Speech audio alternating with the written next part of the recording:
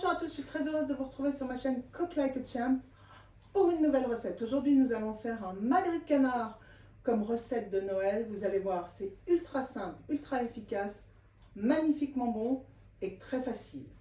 On garde les ingrédients et on fait la recette. C'est parti. Pour cette recette, il nous faudra un beau morceau de potiron bleu de Hongrie, quelques poires, un petit peu de fond de veau déshydraté, du sel de Guérande, du poivre du moulin, de l'huile d'olive, mais aussi des châtaignes. Ici, j'ai pris des châtaignes déjà pré-cuites qui ont été mises sous vide. Un oignon jaune, un oignon rouge, un petit peu d'échalote, une tête d'ail, non, pardon, une gousse d'ail, sinon ça ferait beaucoup trop, et un magret de canard. Voilà, maintenant, une fois qu'on a vu tous les ingrédients, on commence la recette.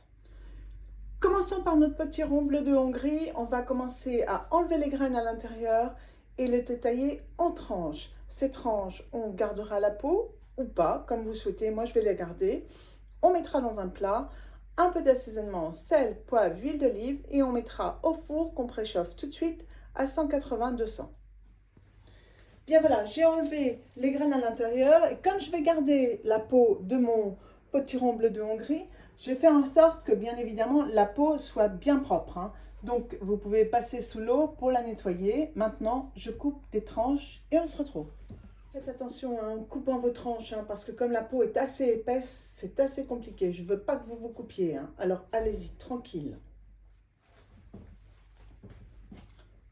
Voilà, j'ai coupé 4 tranches qui est amplement suffisant.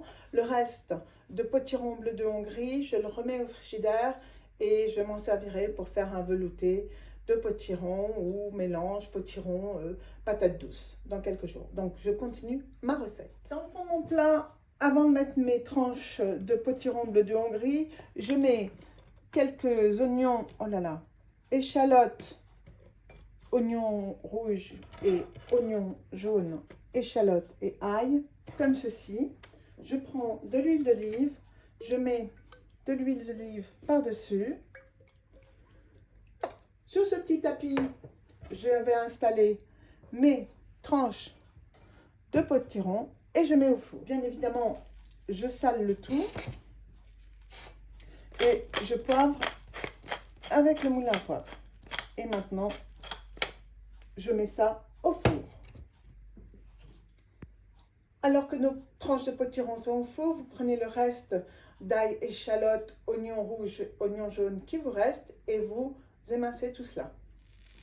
Une fois que vos oignons sont prêts, vous mettez à chauffer une casserole ou une cocotte avec de l'huile d'olive. Une fois que l'huile d'olive est chaude, vous allez y mettre vos oignons, ail, échalote et oignons jaunes, oignons rouges bien évidemment, et vous allez faire suer le tout. Donc là, on va attendre que ça chauffe un peu et on met tout dedans. Voilà. On assaisonne en sel et on fait suer le tout. Pendant que votre potiron bleu de Hongrie est au four et que vos oignons sont en train de suer, on va même baisser un petit peu parce que c'est un peu trop lourd, vous prenez vos poires et vous les épluchez et vous les coupez en deux. Voilà, mes oignons à échalote ont un peu sué. J'ai pris un tout petit peu de porto qu'on va faire réduire et je vais même rajouter un petit peu de vinaigre balsamique. Après avoir mis du porto et du vinaigre balsamique dans notre casserole où il y a nos oignons, échalotes et ail, on laisse un peu réduire et après on rajoutera du fond de veau que l'on aura préalablement détendu à l'eau puisque c'est un fond de veau déshydraté. Alors que tout cela réduit tranquillement, on prend une poêle, on met de l'huile d'olive, du thym, du laurier, dans lequel maintenant on va mettre, une fois que c'est un peu chaud, on va y mettre nos poires avec un peu de sel et du poivre du moulin à rôtir. C'est parti. Ça fait 15 minutes qu'on a mis notre potiron bleu de Hongrie, on va pouvoir le retourner.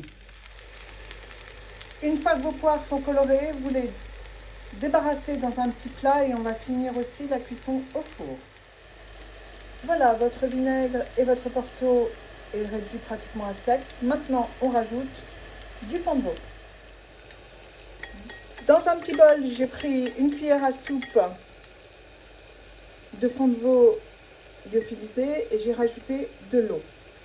de l'eau chaude, comme ça il a pu se dissoudre très facilement. Maintenant, je mets ce mélange dans ma casserole et je remue et je laisse réduire.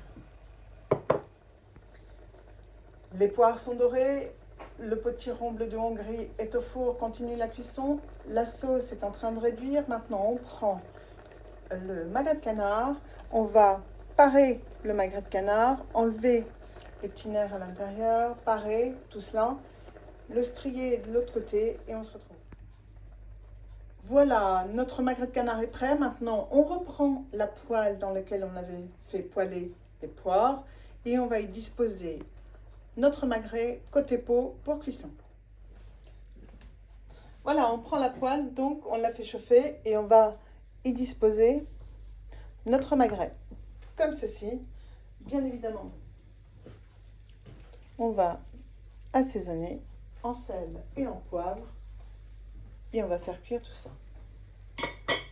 C'est parti. Je mets le poivre et on attend que ça cuise.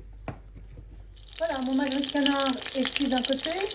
Comme vous pouvez le voir en le retournant, on va le retourner comme ceci et on va le laisser cuire encore quelques minutes et on va enlever un petit peu de graisse, de la graisse de canard de sa peau. Voilà, et on laisse cuire. Maintenant, reprenons notre sauce. Elle a assez réduit, donc on va prendre une petite passette et on va passer le tout dans une autre casserole. Voilà, je viens de passer toute ma garniture dans une passette, comme vous pouvez le voir. Je vais bien écraser cette garniture et dans cette sauce, je vais y plonger mes châtaignes qui ont été déjà pré-cuites, juste pour qu'elles puissent se reprendre. Voilà, moi j'aime le magret rosé, ça fait 5 minutes que je l'ai retourné, donc je vais le prendre pour l'instant et je vais le laisser reposer sur une assiette comme ceci, afin qu'il puisse se reposer un petit peu avant la découpe. J'ai donc plongé mes châtaignes dans la sauce. Mes châtaignes se reprennent maintenant donc un peu en température dans la sauce. Le magret se repose un petit peu avant qu'on ne le tranche. Mes poires sont cuites et très bien dorées. Voilà, ça fait 25 minutes que mon potiron est en train de cuire au four. Donc maintenant, vous prenez un petit couteau et vous regardez comme pour un gâteau si c'est cuit à l'intérieur et si c'est cuit, vous l'enlevez. Pour moi, c'est parfait. Maintenant que notre magret s'est un peu reposé, eh bien, je vais pouvoir le découper en fines tranches. Je vais faire comme ceci, des lamelles, et je vais bien les exposer sur une assiette. Donc c'est parti, je coupe mon magret et on se retrouve pour le dressage. Je viens de trancher mon magret, maintenant il ne nous reste plus qu'à le dresser. C'est parti, on dresse. Sur notre assiette, disposons en premier notre super potiron bleu de Hongrie. Ensuite, nous y mettons nos poires rôties. Voilà, je viens d'y disposer les poires et je peux vous garantir que je goûte en même temps, je me régale. Maintenant, on va y disposer nos châtaignes. Le potiron, les poires, les châtaignes sont sur notre assiette. Maintenant, nous allons y disposer notre magret de canard que nous avons préalablement coupé en fines tranches. Voilà, maintenant nous allons finir le dressage de notre plat de Noël. J'attends 30 secondes que la sauce soit un tout petit peu plus réduite et nous allons entourer ce magret de sauce.